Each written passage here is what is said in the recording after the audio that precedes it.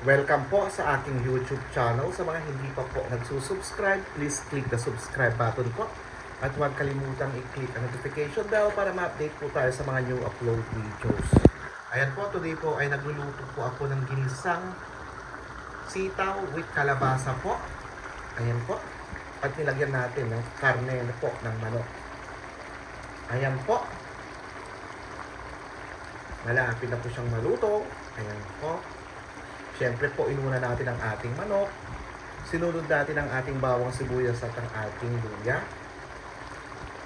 Ayan po.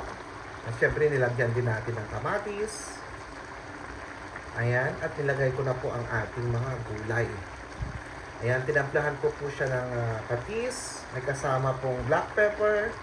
At mayroon pong magic sarap. Ayan po. At ngayon, pwede na po tayong kumain. Ayan po ang ating ginisang sitaw with kalabasa. Kainan na po!